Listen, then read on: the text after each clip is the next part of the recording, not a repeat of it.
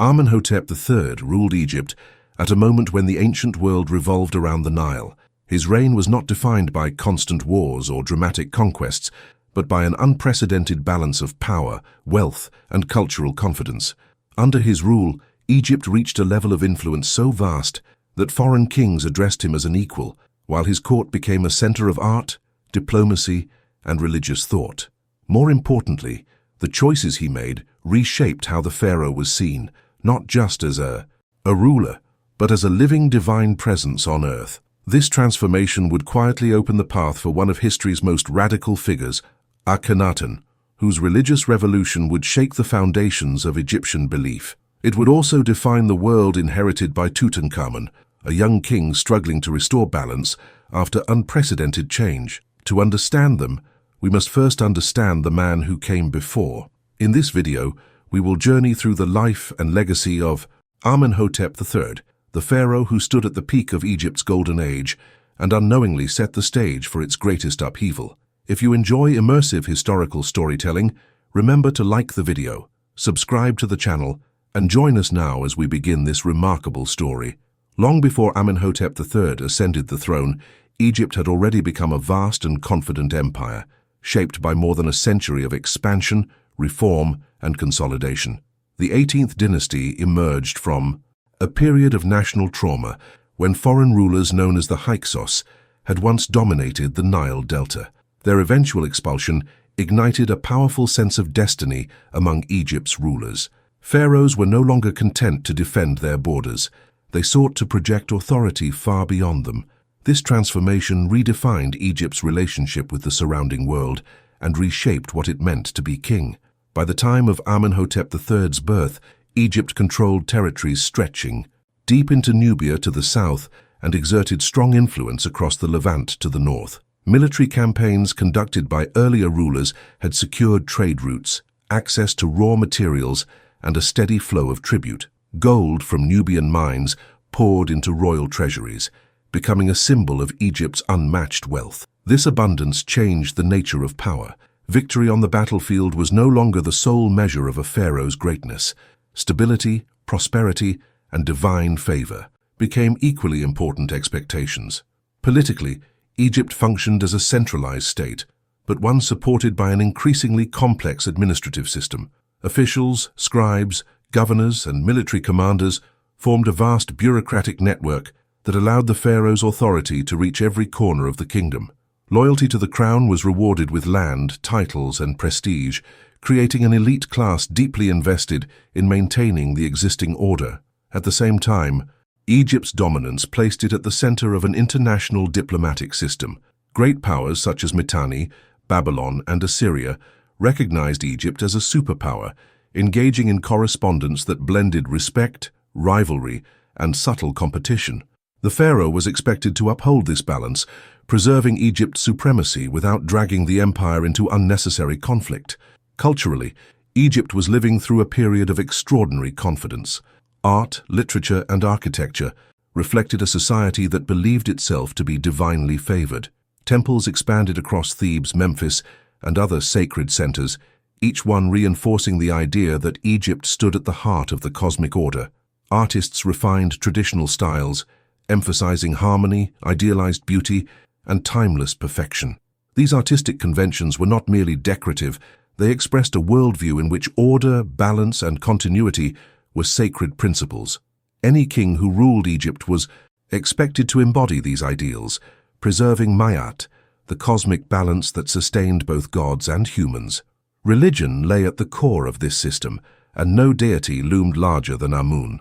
Originally a relatively local god, Amun had risen to supreme prominence during the early 18th dynasty. His cult, centered in Thebes, accumulated immense wealth through donations, land grants, and royal patronage. The priests of Amun became powerful figures in their own right, controlling vast estates and commanding enormous influence over religious life. The pharaoh was seen as Amun's chosen representative on earth, ruling by divine mandate. This relationship strengthened royal legitimacy, but it also created a subtle tension. As the god's earthly partner, the king depended on Amun's favor, yet the institution that interpreted that favor grew steadily more autonomous. At the same time, Egyptian religion was far from static. Alongside Amun, solar deities such as Ra and Horus remained central to royal ideology.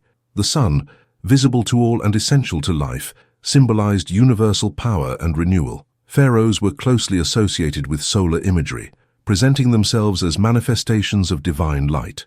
These overlapping traditions created a rich and layered religious environment, one that allowed for reinterpretation without open rebellion.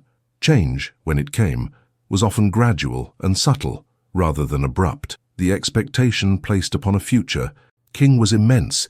He was required to be a warrior capable of defending the borders, a high priest who performed rituals to sustain the gods, and a judge who upheld justice among his people.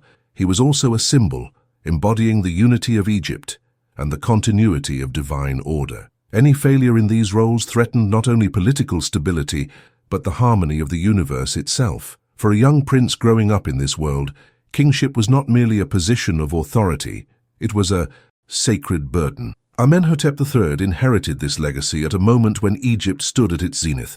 The empire was secure, the treasury full, and the gods seemingly satisfied. Yet such prosperity carried its own challenges. Without the unifying force of constant warfare, the meaning of kingship needed to evolve. How could a pharaoh demonstrate greatness in an age of peace? How could divine authority be expressed when victory was no longer measured by conquered lands? These unspoken questions hovered over the royal court, shaping expectations long before Amenhotep III took the crown. Thus, when he eventually rose to power, he did not step into a fragile or uncertain realm. He entered a world confident in itself, proud of its traditions, and deeply invested in the idea of divine kingship. What made his reign extraordinary was not the inheritance he received, but how he chose to redefine that inheritance. The stage had been set by generations before him, and the role awaiting him was nothing less than the living embodiment of Egypt's golden age. Amenhotep III was born into a world where destiny was shaped long before a child could understand its meaning. As a prince of the 18th dynasty, his life was defined from the moment he entered the royal household. His father, Thutmose IV, ruled Egypt during a period of relative stability, and his mother, Mutemwia, belonged to the inner circle of the court. From birth, Amenhotep was surrounded by the symbols of kingship, ceremonial regalia, sacred texts, and the constant presence of priests and officials who treated the royal family as living extensions of the divine realm.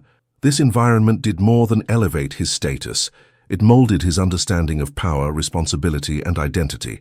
Royal education in ancient Egypt was not confined to formal instruction. It was an immersive process designed to prepare a future king for a role that combined political authority, religious leadership, and symbolic representation. As a young boy, Amenhotep would have been taught to read and write hieroglyphs, not merely as a practical skill, but as a sacred art linked to the gods. Scribes introduced him to historical records, royal decrees, and ritual formulas, ensuring that he understood the weight of tradition and continuity.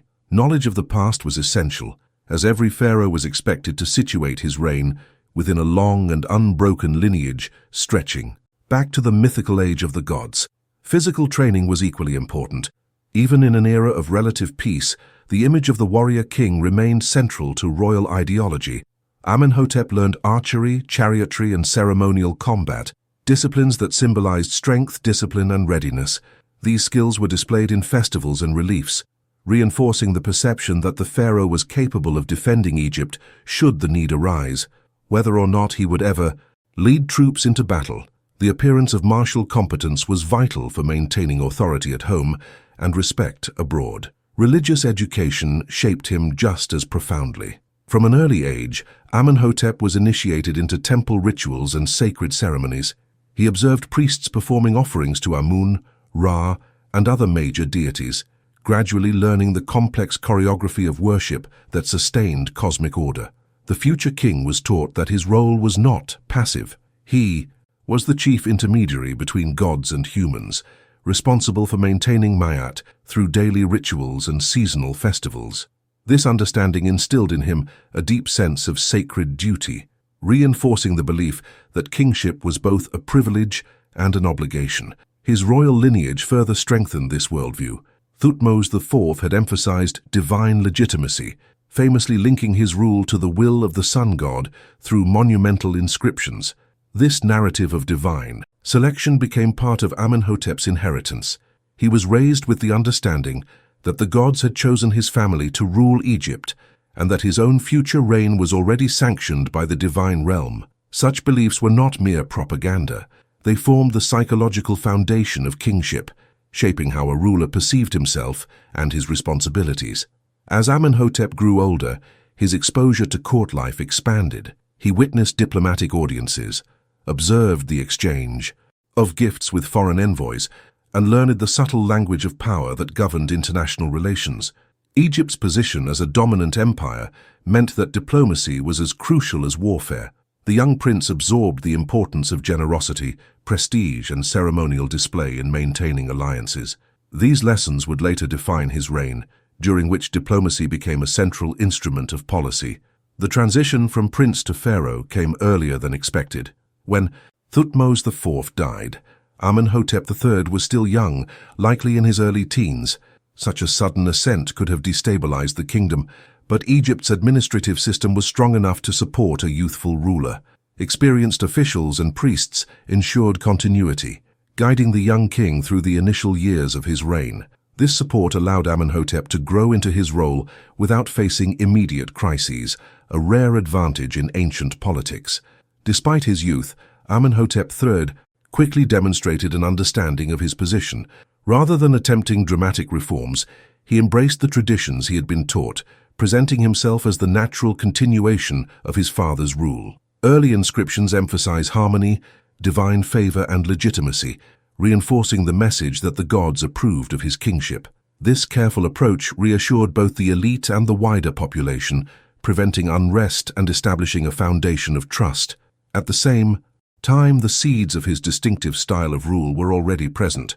His education had not only trained him to preserve tradition, but also exposed him to the possibilities of royal self-expression.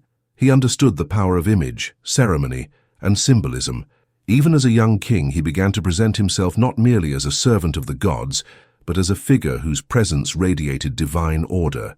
This subtle shift would later become one of the defining features of his reign. By the time Amenhotep III fully assumed control of the kingdom, he was more than a youthful heir. He was the product of a carefully designed system that shaped princes into living embodiments of state and religion. His early life had prepared him to rule an empire at its height, balancing inherited tradition with personal authority.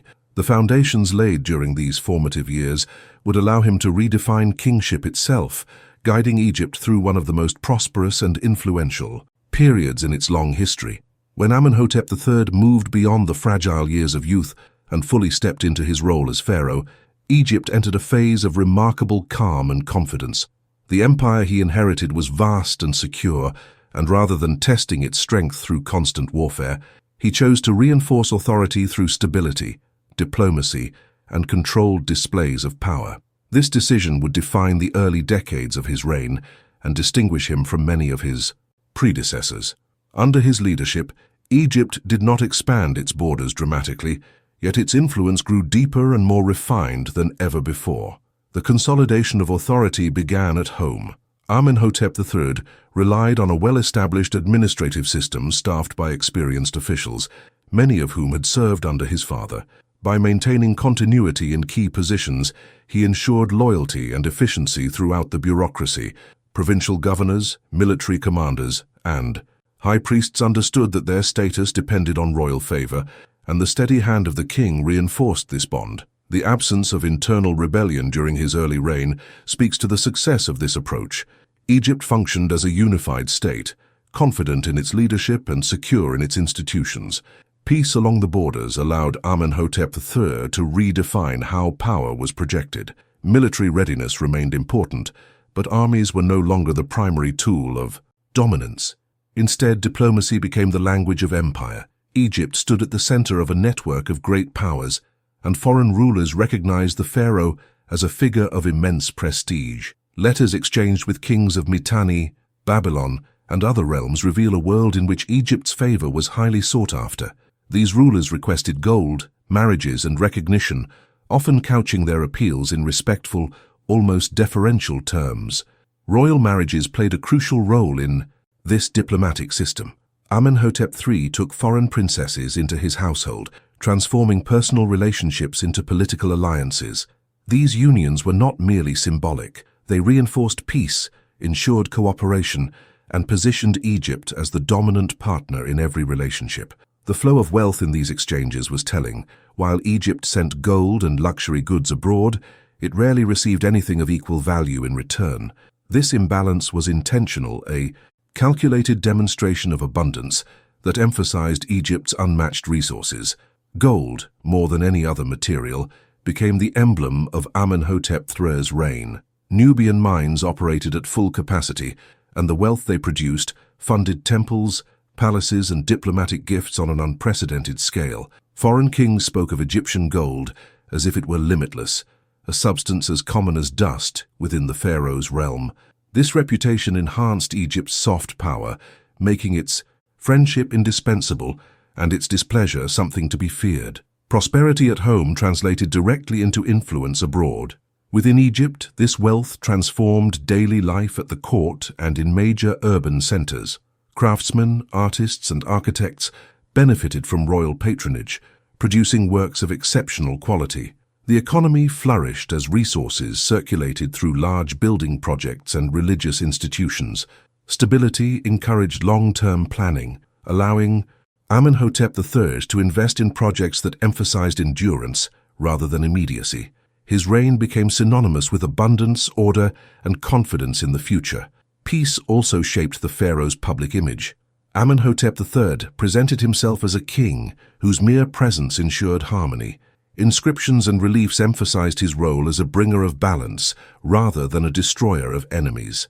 This imagery resonated deeply within Egyptian culture, which valued order above all else.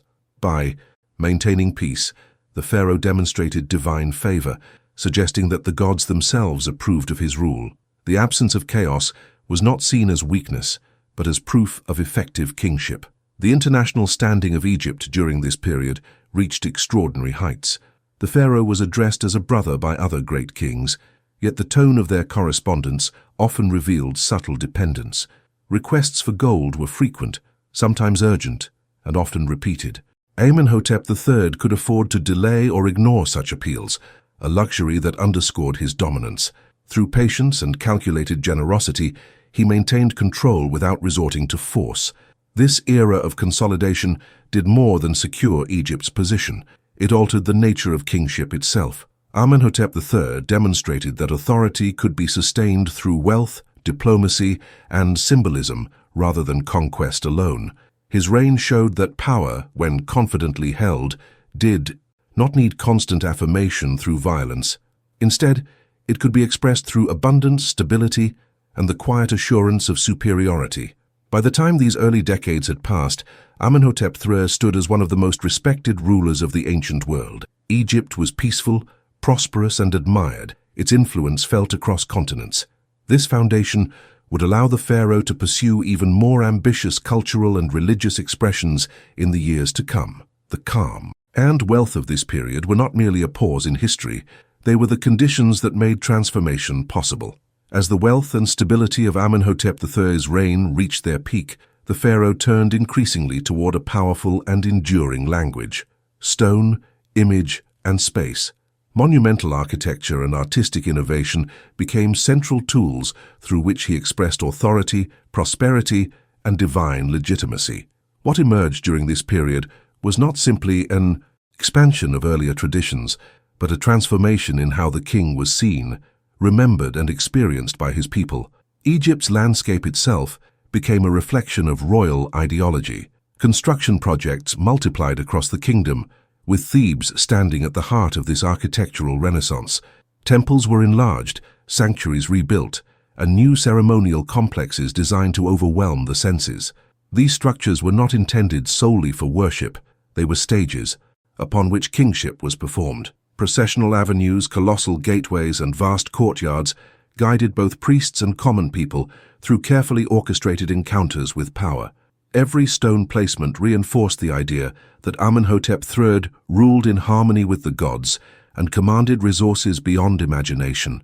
Among the most striking symbols of his reign were the colossal statues erected along the Nile's western bank, later known as the Colossi of Memnon. Seated and serene, these massive figures portrayed the pharaoh not as a warrior in motion, but as an eternal presence. Their scale alone conveyed a message of permanence, suggesting a ruler whose authority transcended time. Positioned to greet the rising sun, the statues linked Amenhotep III directly with solar imagery, reinforcing his association with divine light and cosmic order. They were not simply monuments, they were statements carved into the horizon. Temple decoration under Amenhotep III reached new levels of refinement. Reliefs became more detailed, compositions more fluid, and symbolism more layered. Scenes of ritual emphasized grace and abundance rather than violence.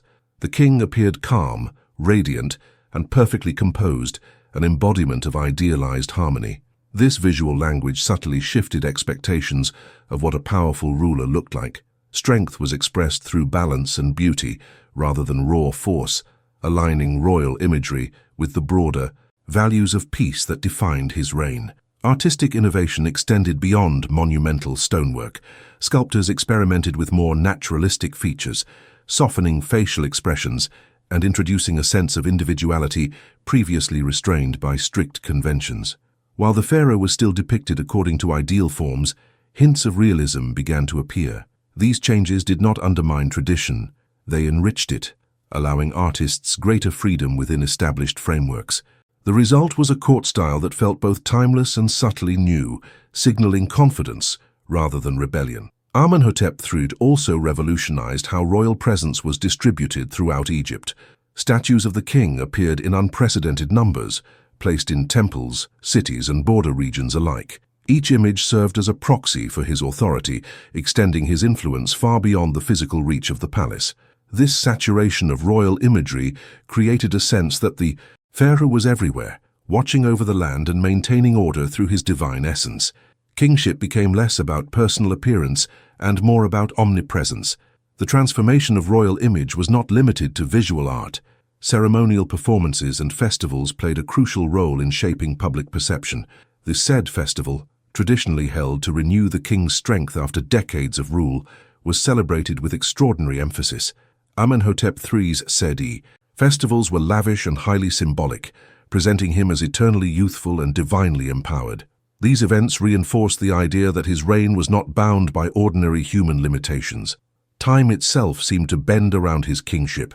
Architecture and art also served diplomatic purposes.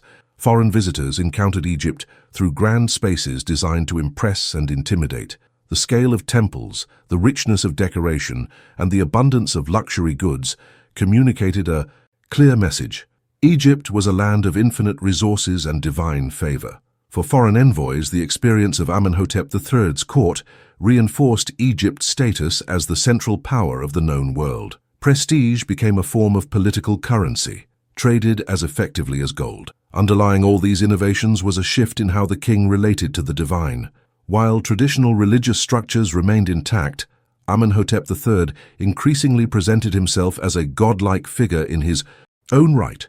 He was not merely chosen by the gods, he embodied their qualities. This subtle but profound change was expressed through art that blurred the line between human and divine representation.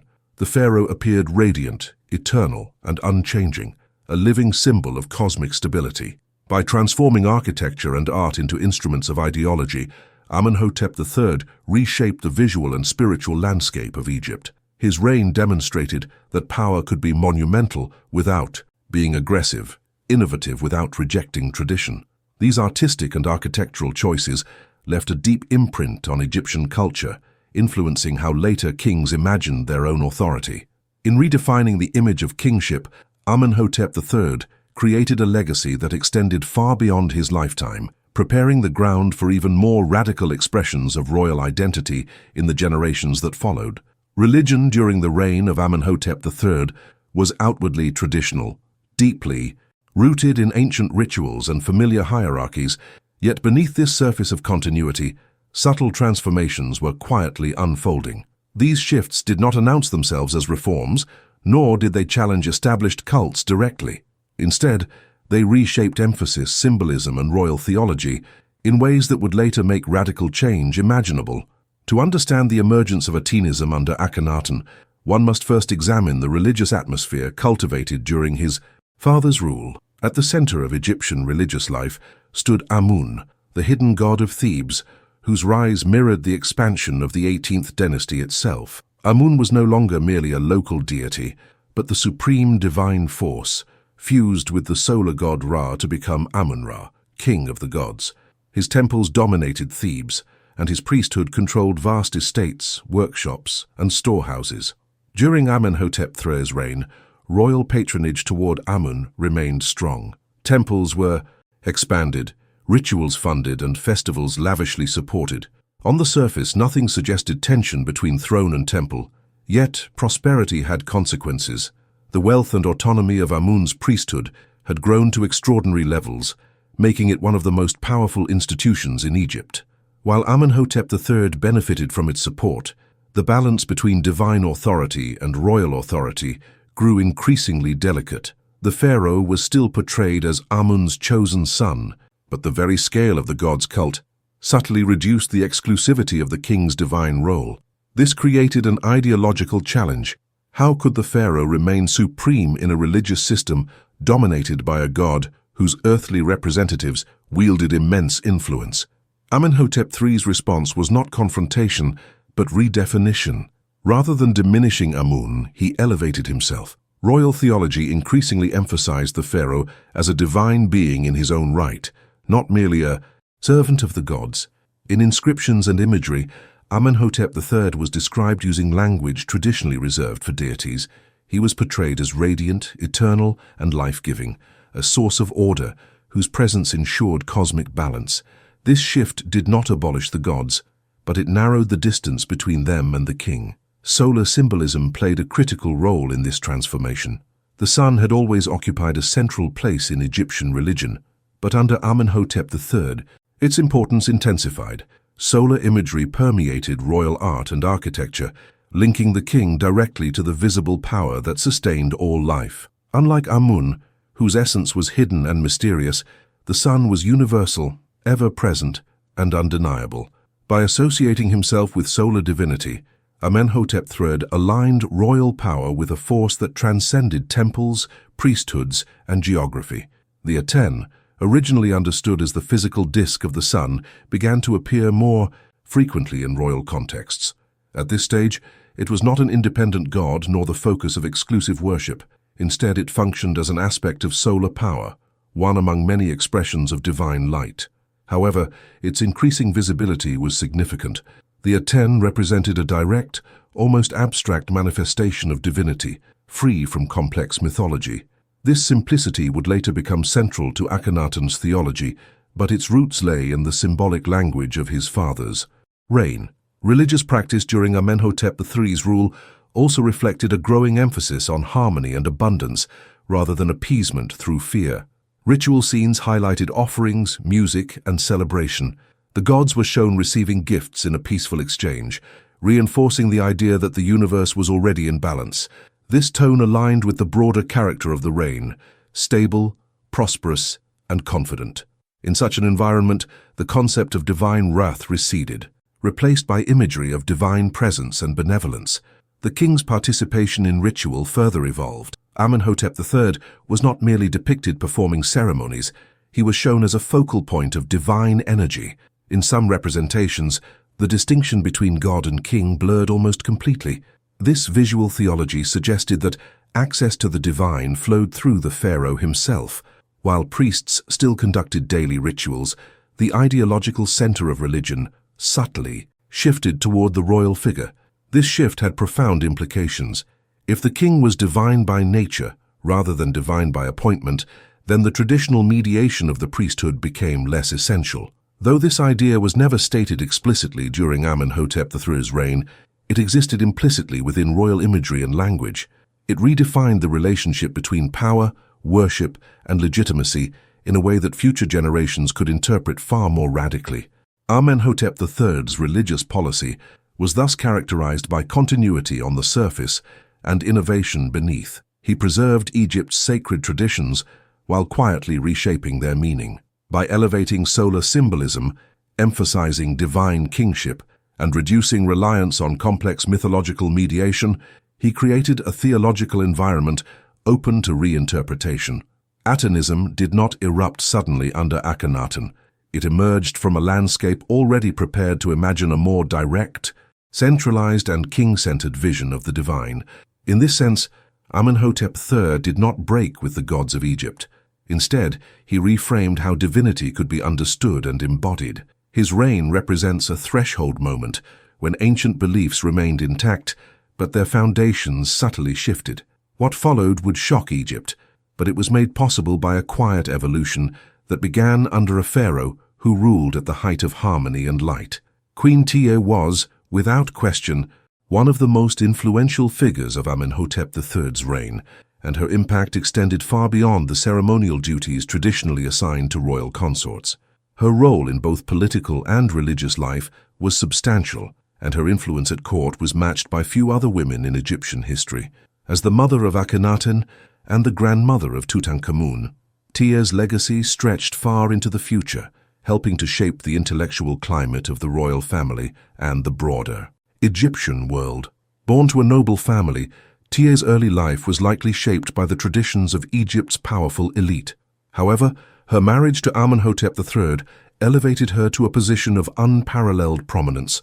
She was not just the king's wife, she was his partner in the truest sense, frequently depicted in art alongside her husband, often on an equal scale, an honor rarely extended to queens. Unlike many of her predecessors, Tiye was not relegated to the background of royal life. Instead, she was an active participant in the political and religious affairs of the kingdom. She was involved in diplomacy, corresponded with foreign rulers, and wielded considerable influence over the affairs of state. Tiye's powerful position was not merely symbolic. It had real, tangible effects on the court's functioning. Her personal relationship with Amenhotep III likely helped maintain the stability of the royal family and the kingdom itself. She served as an advisor, and her wisdom was sought on matters of governance and diplomacy. She had a strong voice in foreign affairs, particularly in her dealings with powerful neighbors. Several diplomatic correspondences from this period mention Queen Tiye, attesting to her importance in the international arena. Foreign kings, especially from Mitanni and Babylon, often acknowledged her by name in their letters to Egypt, recognizing her as a key figure in the royal court. Her influence was not confined to the political sphere alone. Tiye was also deeply involved in the religious climate of the time. The intellectual environment at court was rich with ideas, many of which were later echoed in the reforms of her son, Akhenaten. The royal family's patronage of artists, scholars, and religious thinkers helped create a fertile ground for the rethinking of Egypt's traditional religious structure. Tiye herself was a woman of strong religious convictions, and her status as the great royal wife gave her a semi-divine aura, allowing her to engage directly with the gods and religious rituals in a way that was rare for royal consorts. She often appeared in royal reliefs alongside her husband, suggesting a shared spiritual and political vision. The royal court during Amenhotep III's reign was a center of cultural and intellectual ferment. Scholars, priests, scribes, and artisans from across Egypt and beyond gathered at the pharaoh's side, working to create some of the most sophisticated art, literature, and philosophy the ancient world had ever seen. The court's intellectual climate was shaped by the ideas of Amun, Ra, and other deities, but it was also an environment where alternative ideas could take root. Amenhotep III's emphasis on solar theology and his portrayal of himself as a divine being likely influenced many intellectuals within the court, especially those seeking a new understanding of the king's relationship with the divine. This intellectual environment played a key role in preparing the ground for the dramatic changes that would come under Akhenaten. While Amenhotep III's reign was characterized by stability and adherence to traditional beliefs, it also saw the development of a more personal, direct conception of the divine, one that would find full expression under Akhenaten. Many of the intellectuals at court during Amenhotep III's reign were likely aware of this shift and were deeply engaged in theological and philosophical discussions about the nature of the gods, the role of the king, and the relationship between humans and divinity. This intellectual ferment may have played a role in inspiring Akhenaten's radical departure from Egypt's traditional polytheism. Queen Tiye's influence on her children, especially Akhenaten, was profound. While it is difficult to determine the exact nature of her relationship with her son, it is clear that she was a guiding force in his life. Akhenaten's religious reforms, which focused on the exclusive worship of the Aten, were a dramatic break from Egypt's long history of polytheism. While his father, Amenhotep III, had already begun elevating the sun god Aten in royal iconography, Akhenaten would take this idea to an extreme, declaring that the Aten alone was worthy of worship and systematically dismantling the power of the Amun priesthood. It is possible that Tia's influence helped shape Akhenaten's worldview, particularly in terms of the role of the king as a divine being. Her support for her son's reforms, if indeed it existed, would have been crucial in legitimizing his actions and helping him navigate the resistance that would inevitably arise from the powerful priesthoods. Beyond her political and religious influence, Queen Tia also had a lasting impact on the artistic and cultural legacy of the period. Under Amenhotep III, Egypt witnessed an explosion of artistic creativity. Statues, reliefs, and paintings from this time exhibit a new naturalism, a softer, more human portrayal of the king and queen. This shift in artistic style was part of a broader cultural movement that sought to emphasize the human qualities of the divine. The idealized depictions of Amenhotep III and Ti were replaced with more personal, intimate portrayals, reflecting a deeper understanding of the human experience. This trend continued into the reign of Akhenaten, whose own artistic revolution pushed the boundaries of realism even further. Tia's influence also extended to the next generation of royals. While her son Akhenaten would radically alter Egypt's religious landscape, her grandson Tutankhamun would inherit a kingdom in turmoil. However, it was Tia's legacy that helped restore some semblance of continuity after the religious upheaval of Akhenaten's reign. Though young Tutankhamun was likely under the guidance of the influential vizier I, it is possible that Tia, even in her later years, played a role in advising her grandson on matters of governance and religion. Tia's lasting impact on Egyptian history is also reflected in the fact that she was one of the few queens to be buried in a royal tomb, a symbol of her immense power and influence. The discovery of her mummy in the Valley of the Kings in 2010 further underscored her importance. While much of her life is shrouded in mystery, her influence is undeniable. Tia was not merely a queen consort, she was a political and religious figure whose legacy shaped the course of Egyptian history, from the reign of Akhenaten to the reign of Tutankhamun. The intellectual climate fostered by Tia and her court, coupled with the religious transformations that began under Amenhotep III, provided the fertile soil for the dramatic changes that would follow. It was here, within the royal family and its intellectual circle, that the seeds of Atenism were sown, seeds that would later grow into one of the most radical and controversial religious movements in ancient history. Queen Tia's role in this process, though indirect, cannot be overstated. As the mother of Akhenaten and the matriarch of a family that would alter the course of Egyptian history, she helped shape the future of Egypt and its relationship with the gods in ways that are still being understood today. As Amenhotep III entered the later years of his reign, Egypt was at the height of its glory. The kingdom was prosperous, its military secure, and its cultural influence unparalleled. However, even the most powerful of rulers must eventually face the passage of time. In his late reign, Amenhotep III's health began to decline, and his reign increasingly reflected the realities of aging, illness, and the need to reinforce his divine kingship in the face of growing vulnerabilities. The aging process for any monarch in the ancient world posed a complex challenge. Kingship was not just a political office. It was a sacred role deeply entwined with religious beliefs. The pharaoh was regarded as the living god on earth, a mediator between the divine and the mortal realms. To the Egyptian people, the idea of divine kingship was tied to the perpetual strength and vigor of the pharaoh. As Amenhotep III grew older, however, the vitality that had once marked his reign began to wane. His declining health had a profound impact on both his personal life and the political landscape of Egypt. Despite his illness, Amenhotep III continued to maintain an active public presence. He was often depicted in monumental sculptures, such as the famous Colossi of Memnon, as a strong and unchanging ruler, his image frozen in time. These statues were not just artistic representations, they were symbols of the pharaoh's eternal authority. They communicated the message that, while the king might age, his divine essence remained undiminished. The monumental scale of these statues, along with the idealized depictions of Amenhotep III, was a way for the king to assert his continued strength and divine favor, even as his body grew weaker. As the years passed, Amenhotep III's physical decline became more apparent. Records from his later reign suggest that he suffered from various ailments, including joint pain and possibly diabetes. One of the most significant signs of his illness was the gradual disappearance of his personal involvement in official rituals and events. In his earlier years, Amenhotep III had participated in grand ceremonies and religious festivals, often depicted as the central figure in rituals dedicated to Amun, Ra, and other gods. But as he aged, the king began to delegate more of these duties to others, particularly to his son Akhenaten and other high officials at court. The gradual shift of royal responsibilities highlighted a growing reliance on the symbolic power of the king rather than his physical presence.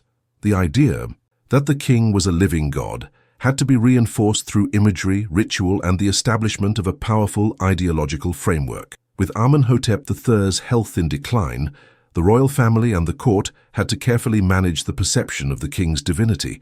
This was not only an internal challenge, but also a diplomatic one. Foreign rulers, accustomed to paying tribute and receiving gifts from Egypt, continued to view Amenhotep III as the paramount ruler. But how could the king continue to exert his divine authority if he was no longer physically capable of fulfilling the traditional roles? In response, Amenhotep III and his court increasingly emphasized his divine kingship through religious iconography and theological innovation. The idea that the king was a direct manifestation of the sun god Ra, as well as the idea of the pharaoh as the embodiment of cosmic order, became central to the royal propaganda of his later years. His divine status was presented not merely as a physical or mortal characteristic, but as an eternal truth, transcending the limitations of the human body. One of the key shifts during Amenhotep III's later reign was the further elevation of solar symbolism, especially the Aten. Although the Aten had been depicted during the early years of his reign as an important solar symbol, it was during these later years that its prominence began to increase. The Aten was increasingly associated with the king's divine essence, and the imagery of the sun disk became synonymous with the king's role as the supreme deity on earth. This shift foreshadowed the radical theological changes that would come under his son, Akhenaten, whose exclusive focus on the Aten would ultimately redefine the relationship between the pharaoh and the gods. Amenhotep III's relationship with the Aten became more explicit as his health deteriorated. He began to emphasize his divine association with the sun, using the Aten as a symbol of his eternal and unchanging nature. In many of the later inscriptions and reliefs, the Aten is shown radiating life and energy, a clear reflection of the king's power to sustain Egypt. The Aten became not just a symbol of the sun, but a direct representation of the pharaoh's divine light, reinforcing the idea that Amenhotep III's kingship transcended his physical decline. This divine kingship was also reinforced through his relationship with his queen, Taye, and his family. The queen continued to be a significant political and religious figure, supporting the king in matters of governance and diplomacy. Together, they maintained the appearance of a stable and divinely sanctioned rule. As Amenhotep III's health worsened, Taye likely took on a more prominent role in court affairs, helping to maintain the political balance. She was a key advisor, particularly in matters relating to diplomacy and foreign relations. Several diplomatic letters from this period mention Queen Taye, further illustrating her continued involvement in the king's reign. However, as Amenhotep III's physical capabilities diminished, so too did the presence of other influential figures at court. His eldest son, Akhenaten, began to assume a greater role in governance. Though Akhenaten was not initially positioned to succeed Amenhotep III, his growing prominence during the late years of the pharaoh's reign signaled the transition of power to the next generation. Akhenaten's elevation in the royal hierarchy was not merely a practical matter, but a reflection of the changing nature of kingship in Egypt. The intellectual climate at court was shifting, and new ideas about the divine nature of kingship were beginning to take root. As Amenhotep III's reign entered its final years, the emphasis on divine kingship became more pronounced. The king's role was not simply as the ruler of Egypt, but as a living god whose reign brought order to the cosmos. This idea was reinforced by the growing association of the pharaoh with the Aten and the imagery of solar power. The Aten, as a symbol of the sun, was not merely a god among others, but the ultimate force in the universe. By aligning himself with this divine symbol, Amenhotep III sought to ensure that his kingship would be seen as eternal, unaffected by the ravages of time. The late reign of Amenhotep III, then, was characterized by a duality. On the one hand, a decline in physical strength, illness, and aging. On the other, a growing emphasis on divine kingship and the symbolism of the sun. As the pharaoh's body weakened, his image became more powerful than ever. He sought to transcend his human limitations through the construction of monumental architecture, the reinforcement of his divine connection to the Aten, and the careful management of the royal court. Though his health was failing, Amenhotep III worked to ensure that his reign would endure long after his death, establishing a theological framework that would resonate through the reign of his son Akhenaten and beyond. As Amenhotep III's reign drew toward its end, the question of succession moved from distant concern to immediate reality. Egypt had known periods of instability when transitions were abrupt or poorly managed, but this was not to be one of them.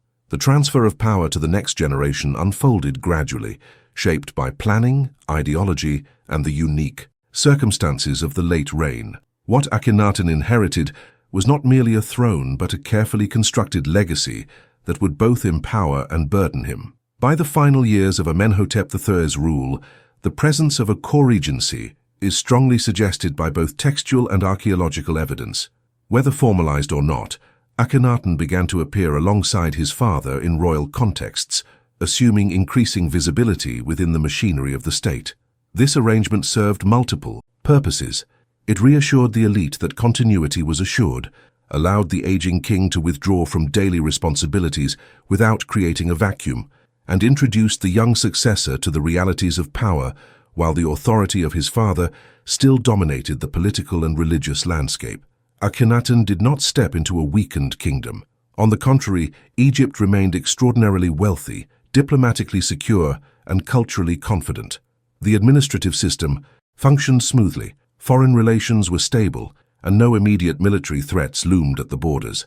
This stability was a direct inheritance from Amenhotep III, whose long reign had normalized peace as a condition of imperial strength. For Akhenaten, this meant freedom. Without urgent crises demanding attention, he could afford to turn inward, focusing on ideology, belief, and the redefinition of kingship. The religious legacy passed to Akhenaten was especially significant. Amenhotep III had not dismantled Egypt's traditional cults, but he had altered their balance. By elevating the divine status of the king and intensifying solar symbolism, he left behind a theological framework that centered power in the royal figure rather than in the temples. Akhenaten inherited a world in which the pharaoh was already viewed as more than a mediator. He was a manifestation of divine order, a source of light and life. This concept would soon be pushed beyond its original limits. Equally important was the legacy of imagery and representation. The art of Amenhotep III's reign had softened boundaries, introduced greater fluidity, and allowed for experimentation within established norms. This artistic flexibility gave Akhenaten the visual language he needed to express new ideas. When artistic conventions later shifted dramatically during the Amarna period, they did not emerge in isolation. They were built upon decades of innovation that had already challenged rigid formulas and encouraged expressive freedom. The court Akhenaten inherited was intellectually charged and accustomed to philosophical reinterpretation. Scholars, priests, and officials had spent years navigating subtle theological shifts without open conflict. This environment normalized debate and reinterpretation, making radical thought less shocking than it might have been in an earlier age. The influence of Queen Tia remained critical during this transition. As a respected figure with deep authority, she provided a stabilizing presence, bridging the old reign and the new. Her continued visibility reinforced the legitimacy of her son while maintaining a sense of continuity with Amenhotep III's golden age. Diplomatically, Akhenaten inherited an empire held together by prestige rather than force. Foreign rulers continued to address Egypt with respect, but they were accustomed to the personal authority of Amenhotep III. This posed a challenge for his successor. Prestige had been tied to the image of an eternal, radiant king. Akhenaten would soon redefine that image so radically that foreign courts struggled to understand the shift. Yet the initial inheritance he received was one of unquestioned supremacy, allowing him time to pursue internal transformation before the consequences of neglecting diplomacy became apparent. The transition also carried unspoken expectations. Amenhotep III had demonstrated that kingship could be divine, serene, and abundant. His reign set a standard of harmony that was difficult to match. Akhenaten inherited not only power, but comparison. The shadow of his father loomed large, and any departure from established norms risked being seen as imbalance rather than innovation. In this sense, the very strength of Amenhotep III's legacy created pressure. Stability had become the measure of success, and Akhenaten's coming revolution would challenge that definition. In the immediate aftermath of Amenhotep III's death, Egypt did not collapse or erupt into chaos. The machinery of the state continued to operate, rituals were performed, and the illusion of continuity was maintained. Yet beneath the surface, the center of gravity was already shifting. Akhenaten did not reject his inheritance, he intensified it. He took ideas that had been cautiously expressed and pushed them toward exclusivity. The seeds planted during the previous reign were now free to grow without restraint. Amenhotep III's immediate legacy to Akhenaten was therefore paradoxical. He passed on a kingdom at peace, rich beyond measure, and ideologically primed for transformation. At the same time, he left behind a delicate equilibrium between tradition and innovation. Akhenaten inherited the tools of divine kingship, solar symbolism, and centralized authority, but how he chose to use them would determine whether Egypt remained balanced or entered an era of profound upheaval. The transition of power was smooth, but the path ahead was anything but. The Amarna Revolution is often remembered as a sudden rupture in Egyptian history, a dramatic and almost inexplicable break from centuries of religious tradition. Yet, when examined more closely, it becomes clear that the foundations of this upheaval were laid long before Akhenaten openly challenged the old gods. Many of the conditions that made such a revolution possible were the result of deliberate choices made during the reign of Amenhotep III. His policies did not seek to overturn tradition, but they reshaped it in ways that quietly altered the limits of what could be imagined. Through ideology, imagery, and governance, he prepared the ground upon which his son would build a radically new world. One of the most significant legacies of Amenhotep III was the elevation of divine kingship to unprecedented heights. By emphasizing the pharaoh as a living embodiment of divine power, he reduced the conceptual distance between king and god. The ruler was no longer merely the servant of the divine order, he was its visible manifestation. This shift was subtle, but its implications were profound. When Akhenaten later claimed exclusive insight into the will of the Aten, he was not inventing the idea of divine authority centered in the king. He was intensifying a model already in place, one that his father had carefully refined. The growing emphasis on solar symbolism during Amenhotep III's reign also played a critical role. The sun, as a universal and sustaining force, offered a form of divinity that was less dependent on mythology and priestly mediation. By aligning himself with solar power, Amenhotep III had already begun to move religious focus toward a more abstract, centralized source of divinity. Akhenaten's elevation of the Aten can be seen as the logical extreme of this trend. The Aten's simplicity, lack of narrative complexity, and direct visibility made it ideal for a theology that sought to bypass traditional cult structures. Equally important was the weakening, though not the destruction, of the balance between the throne and the priesthood. Amenhotep III never openly challenged the power of the Amun priests, but by presenting himself as divine, he subtly reduced their ideological monopoly. If the king himself was a source of sacred order, then the role of priests as intermediaries became less essential. Akhenaten would later exploit this shift by dismantling the institutional power of the priesthood altogether. The resistance he faced was intense, but the conceptual groundwork had already been laid. The artistic legacy of Amenhotep III further enabled the Amarna transformation. The gradual move toward greater naturalism and expressive freedom in royal art loosened rigid conventions that had defined Egyptian representation for centuries. This flexibility allowed Akhenaten's artists to radically redefine form, proportion, and symbolism without completely abandoning the visual language of power. The striking style of Amarna art did not emerge from isolation. It evolved from an environment already accustomed to innovation under royal patronage. Politically, Amenhotep III left behind a centralized and confident state, capable of withstanding experimentation at the top. The absence of immediate external threats gave Akhenaten the freedom to focus inward, pursuing ideological reform rather than military defense. This inward focus, however, came at a cost.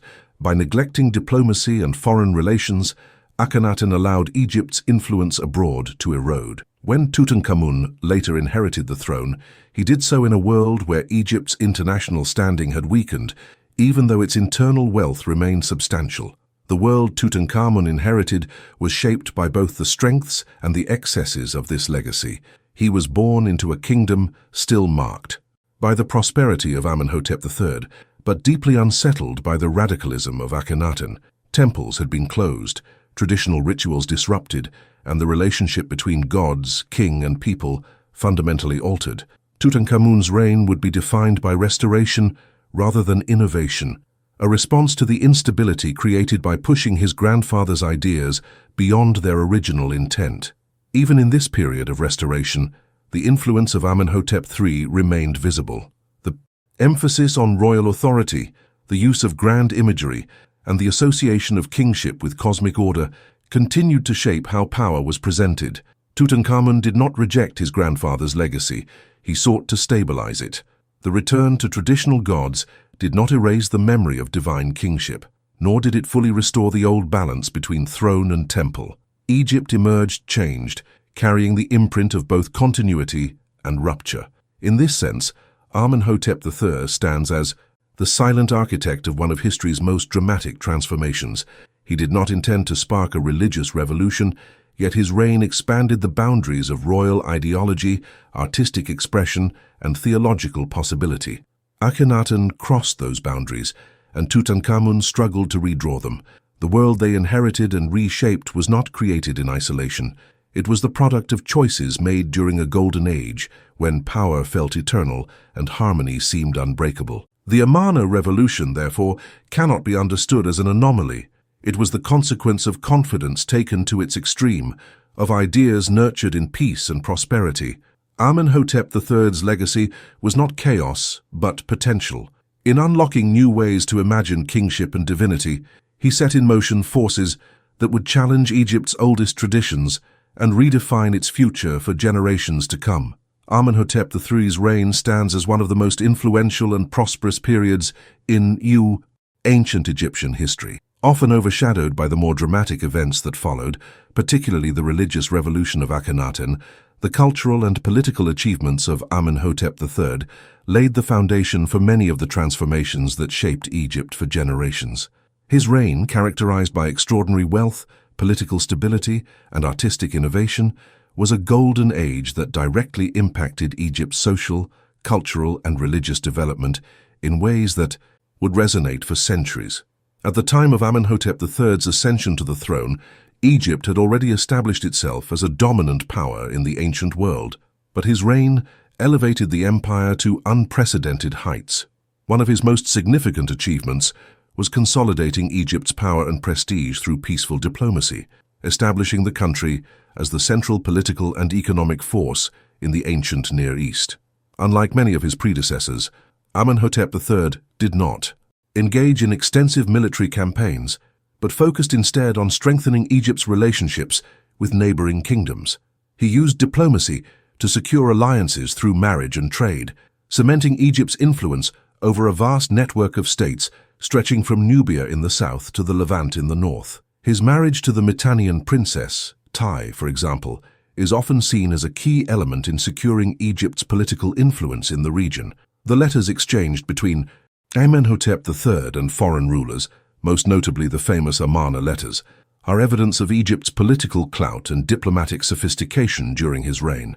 This focus on diplomacy over warfare allowed Egypt to prosper without the toll of constant military engagement.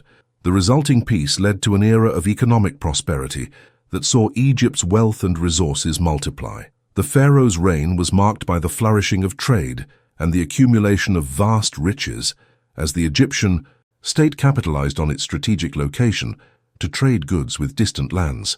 This prosperity enabled Amenhotep III to commission some of the most impressive construction projects in Egyptian history, many of which were designed to display the wealth and power of the Egyptian state.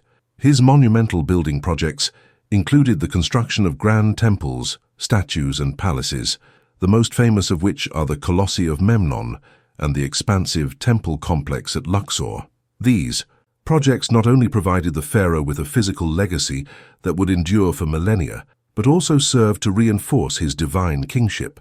The temples and monuments he built were not just places of worship, they were also symbols of Egypt's enduring greatness and divine favor.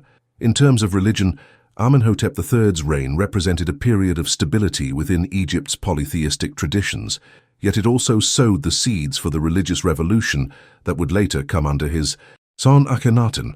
While Amenhotep III did not reject the traditional gods, he subtly shifted the balance of religious power in Egypt. By associating himself with the sun, god Ra, and other solar deities, Amenhotep III positioned himself as the intermediary between the gods and the people. His divine status was reinforced by his connection to the sun, which was a symbol of life, light, and cosmic order. He was not simply a ruler chosen by the gods, he was a living embodiment of divine power, a concept that would be expanded upon in his son's radical break with Egypt's religious traditions. Akhenaten's exclusive focus on the Aten can be seen as a natural extension of the solar theology that Amenhotep III had already begun to popularize, although Akhenaten's approach would take it to an extreme. Nonetheless, Amenhotep III's contributions to the development of solar theology were significant and paved the way for the later religious shifts that would define Egypt for generations. Culturally, Amenhotep III's reign was a high point in Egyptian art, architecture, and literature.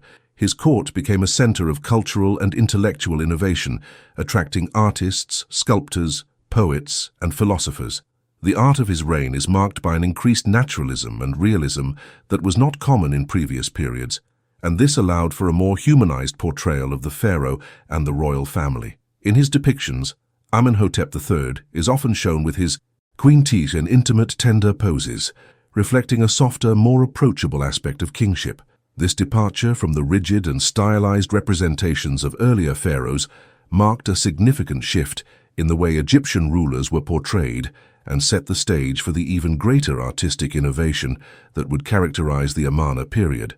The legacy of Amenhotep III's artistic patronage was felt in the following decades, as his successors built upon these themes of personal, intimate depictions of royalty. The intellectual climate of Amenhotep III's court was equally important. Scholars, scribes, and priests engaged in the creation of new ideas and records that reflected the growing complexity of Egyptian society. The Amarna letters, a collection of diplomatic correspondence between Egypt and various foreign courts, offer a glimpse into the sophistication of the intellectual environment during Amenhotep III's reign. These letters, written in cuneiform, reveal Egypt's active involvement in the politics of the ancient Near East and the complexities of royal diplomacy. The presence of Queen Taye at the heart of these diplomatic exchanges further underscores the intellectual and political atmosphere of the time.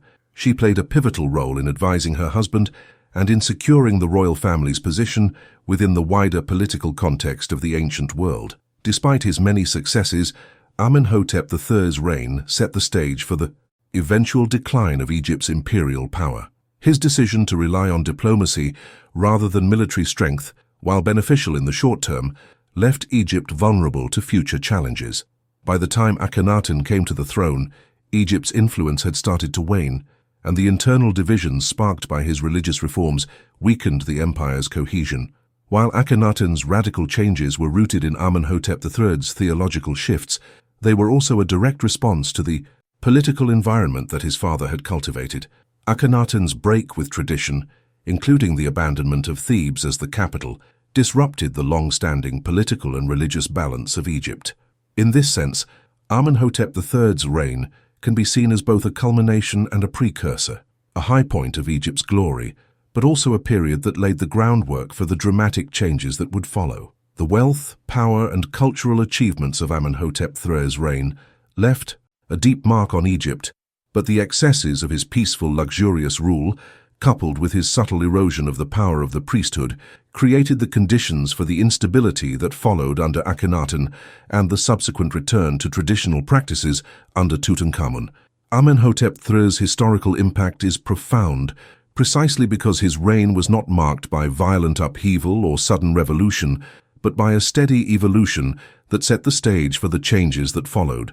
He brought Egypt to the height of its power, wealth, and cultural achievement, but his ideological shifts, his weakening of the traditional priesthood's power, and his emphasis on divine kingship laid the foundations for the Amarna Revolution. When the dramatic changes of the 18th dynasty's latter years are examined, it becomes clear that Amenhotep III's reign was not only a high point of Egypt's imperial era, but also the era from which its greatest transformations were born.